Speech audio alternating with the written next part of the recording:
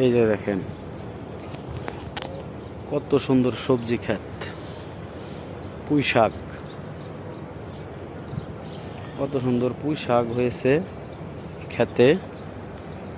দেখেন আসলে বিকালের পরিবেশটাই হলো অনেক সুন্দর, মনোরম পরিবেশ। সেই যে দেখেন জাংলায় দেখেন কত সুন্দর ফুল ধরেছে। এই যে দেখেন এখন আমি জাংলার ভিতরে ঢুকবো। এই যে দেখেন আপনারা কত সুন্দর ফল আসছে। এই যে দেখেন কত সুন্দর আসলে। এই যে দেখেন অনেক সুন্দর। এই যে দেখেন ধুন্দুল,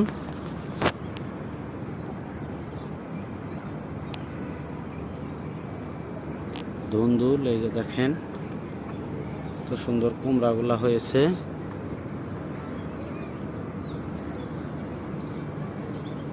এই যে দেখেন জালি কুমড়া, ধুন্দুল, অনেক সুন্দর, অনেক বড় জাংলা, পরিবেশটা অনেক সুন্দর। এই যে দেখেন কত সুন্দর। এই যে দেখেন কত সুন্দর জালি কুমড়া জাংলায় ধরেছে। এই যে দেখেন অনেক সুন্দর পরিবেশ, সুন্দর মনোরম পরিবেশ।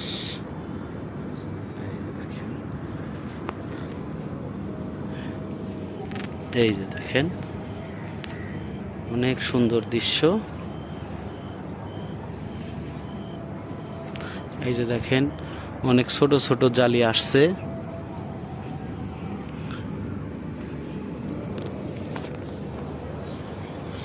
এই যে দেখেন খেতে পানি দিতেছে। এই যে দেখেন এই যে এটারে বলে পুঁই শাক, অনেক সুন্দর হয়েছে পুঁই শাক। এই দেখেন অনেক সুন্দর হয়েছে পুঁই শাক।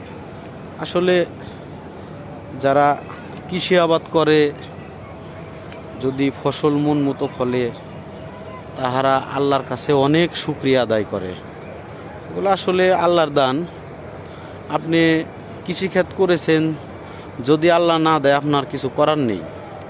আর যদি আল্লাহ দেয় আপনার মন ভরে দিতে পারে। এটা হলো সবই আল্লাহর খেলা। আল্লাহ ইচ্ছা করলে সবই পারে, এটা আমাদের বিশ্বাস রাখতে হবে। যিনি আমাদের সৃষ্টিকর্তা, তিনি আমাদের রিজিকের মালিক।